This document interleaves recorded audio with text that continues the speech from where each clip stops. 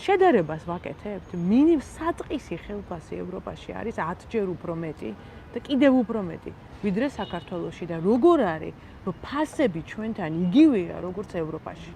მე გეტყვით როგორ არის და ასევე იმასაც გეტყვით ეს როგორ უნდა გამოსწორდეს. როგორ არის მეგობრებო და ეს ქალაქი უკვე ჩვენთვის საცხოვრებლად აღარ არის.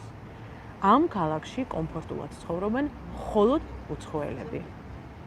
საქართველოში კომფორტულად ცხოვრობენ, ჭამენ, სვავენ, სოფლის მეურნეობის პროდუქტებს ყიდულობენ, ბინებს ქირაობენ, წყნარად და კომფორტულად მხოლოდ უცხოელები, რომლებიც მუშაობენ მსოფლიო ბაზრებზე და რომლებსაც შემოსავალი აქვთ მსოფლიო ბაზრებიდან. და ჩვენ ადგილობრივ საქართველოს მოქალაქეებს ცხოვრება უბრალოდ გაგვიძვირდა.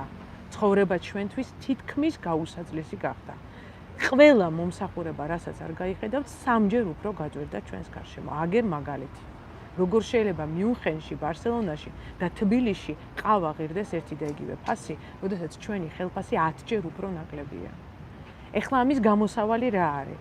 ეს იდეა დაყენებული მაქვს საქართველოს წინა პარლამენტის წინაშე, ბევრი წლის წინ და ჩვენი მთელი კამპანია მაქვს ამასთან დაკავშირებით. ამას გამოასწორებს მხოლოდ მინიმალური ხელფასის, საწყისი ხელფასის დაყენება. ყველა ევროპის ქვეყანაში დაყენებულია საწყისი ხელფასი. ყველა ევროპის ქვეყანაში დაყენებულია, რომ ამ თანხაზე ნაკლებს შენ ვერ გადაიხდი. ბაზარი ამ რაღაცებს ვერ არეგულირებს.